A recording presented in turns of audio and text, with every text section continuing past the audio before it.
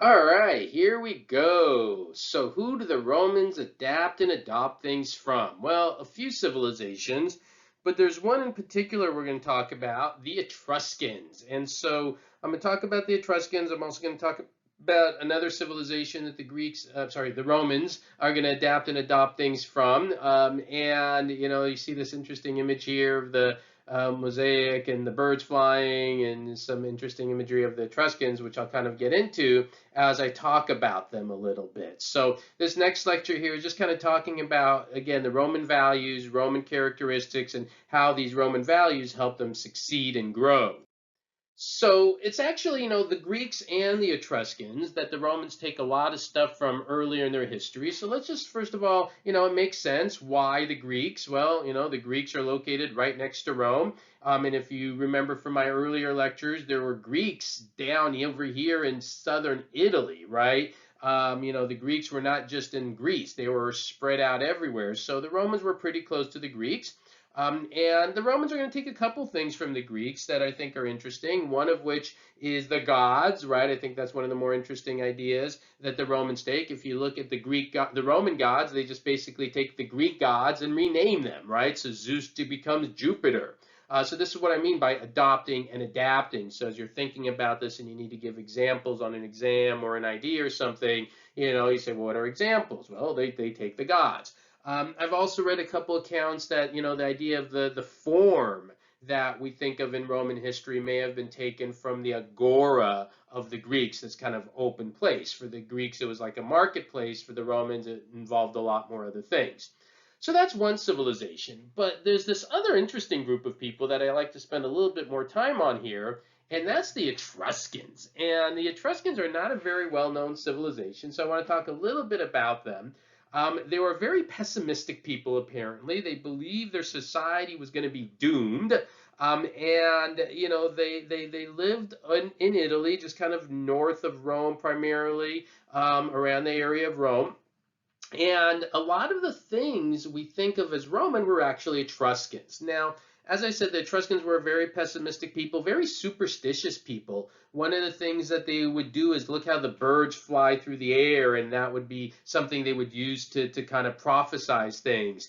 They practiced something called hepatoscopy, right? What the heck is that? Hepatoscopy is the studying of livers. So they would kill an animal, take out the liver, and they would look at it and examine it, I guess, kind of like reading tea leaves or reading the palm of your hands. And they would use that to make their decisions. So that's one thing I want you to know about the Etruscans, just that they were superstitious and all of that. But the other thing is, what did the Romans take from them? And a lot of the things we think of as actually Roman were Etruscans. So, for example, a few things worth noting. Clothing. When we think of the Roman clothing, we think toga. Well, that was actually Etruscans that the Romans adopted and adapted, made it their own. Another thing that's worth noting is the language. When you think of the Roman language, Latin, the Romans borrowed some of the Etruscan words to make their language. Again, it's not just completely from there, but it is something that we see the Etruscans contributing to Roman society. To me, one of the most interesting ones is architecture, because when you think of Rome, you think of all the magnificent thing they built and all that. And one of the big concepts that the Romans took from the Etruscans is the concept of the arch. And when I say the concept of the arch, what do I mean by that? If any of you know anything about engineering, what is really cool about an arch? An arch is a building structure where you don't need a lot of material to hold a lot of weight. And the Etruscans were the ones that figured this out, not the Romans. The Romans go, oh, that's pretty cool. We'll take it and then we'll build other things like, well, aqueducts, right? And so look at the arches. Think of the Colosseum, the arches.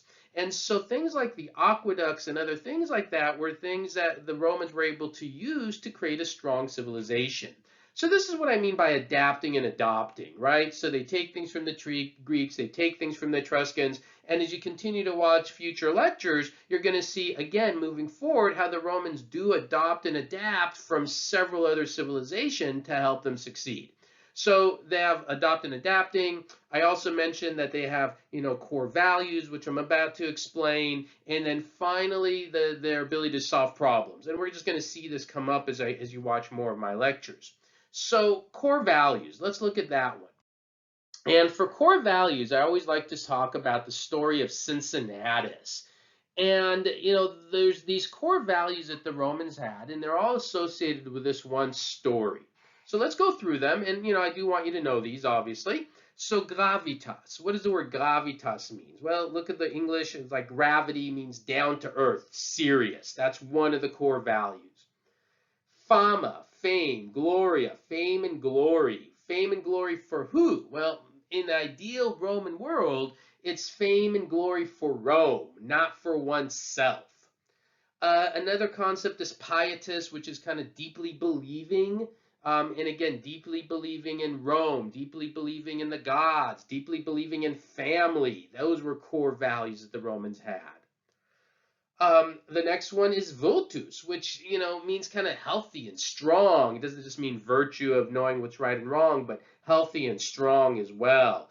Discipline, I didn't put that one up, but it's worth noting there's a strong sense of discipline in Roman values, right? And then this last one, paterfamiliar. What is paterfamiliar?